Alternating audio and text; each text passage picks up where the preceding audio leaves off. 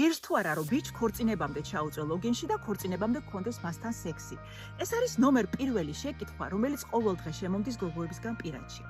საყვარელო გოგოებო, ამ შეკითხვას პასუხი რო გავცეთ, უნდა შევხედოთ ორ სიტუაციას. პირველი, ხართ თუ არა თქვენ მორწმუნე და მეორე, თუ არა ხართ მორწმუნე, რა მიზნით გინდათ რომ ბიჭ წინასწარ ქორწინებამდე ჩაუწვეთ ლოგინში.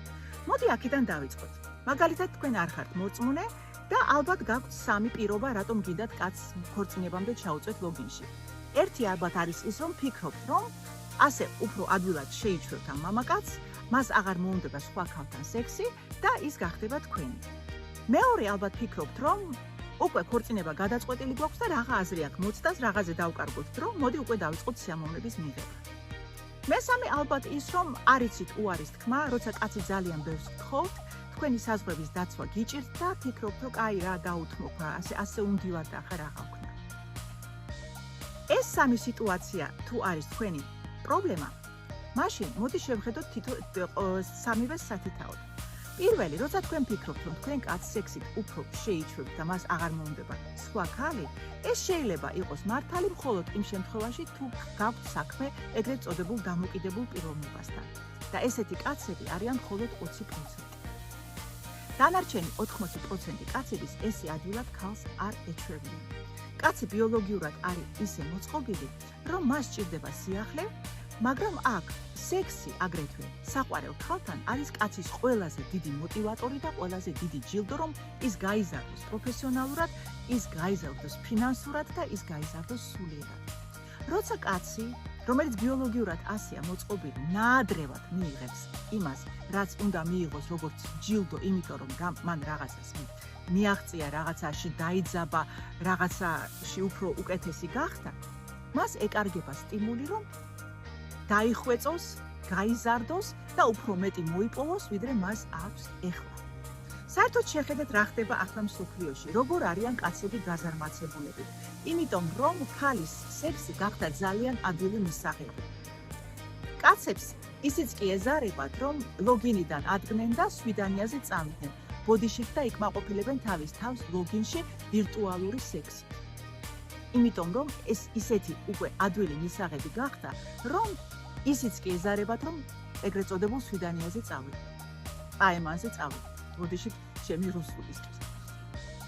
ამიტომ ჩემო კარგებო, როცა თქვენ მისცემთ ნაადრევად ქორწინებამდე კაცს ამ ჯილდოს, კი შეიძლება ეს კაცი თქვენ არ დაკარგოთ და ის დარჩეს თქვენთან, მაგრამ ძალიან დიდი შანსია, რომ ის გაზარმაცდება, იფიქრებს მე უკვე ისედაც ვიღებ იმას, რაც მე სიამოვნებს და რაღაცაზე დავიძაბო. მე მაქვს თქვენ რომ მოგინდებათ რომ მან უფრო მეტი ფული იშოვოს, უფრო უკეთესი სამსახური იპოვოს და ასე შემდეგ, ის კი იფიქრებს რომ მე ისედაც კარგათა ვარ, ისედაც ვიღებ რაც მინდა, მაქვს საჭმელი, მაქვს სექსი, რატო უნდა დავიძაბო. აი ეს არის რისკი, რომელიც კარგად უნდა გაითვალისწინოთ. ხოლო იმ შემთხვევაში თუ თქვენ ხართ ის ქალბატონი, რომელსაც ძალიან უჭირს უარის თქმა და აძლევს კაცს იმას, რაც კაცს ძალიან უნდა ნაადრევად, თქვენ არ ღვევთ პირველ რიგში თქვენ საკუთარ ემოციურ და ფსიქოლოგიურ ჯანმრთელობას და მეორეც ერთი იმეორებთ იმას, რასაც მეორე ქალბატონი იმეორებს, იგივე შეცდომას და არ აძლევთ კაცს საშუალებას, რომ მას უნდოდეს მეტი, ის გაიზარდოს და უფრო მამაკაცური და უფრო ეგრეთ წოდებული ამბიციური გახდეს. ხოლო იმ შემთხვევაში თუ ჩვენ სიტუაცია გვაქვს მორწმუნე ქალთან, აქ მე ქორწინებამდე სექს ამ ქალბატონს ნამდვილად არ ვrჩევ. არა იმიტომ რომ მე ვარ მომხრე რაღაცა დოგმების და ასე შემდეგ, არა, მე როგორც ფსიქოლოგი ვიცი ერთი რაღაცა.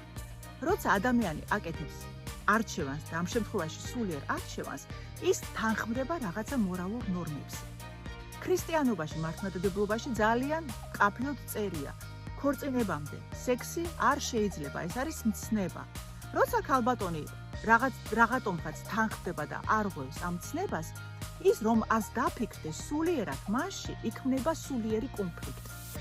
და სულიერი კონფლიქტი ფსიქოლოგიურადაც იწვევს რაღაცა მექანიზმებს.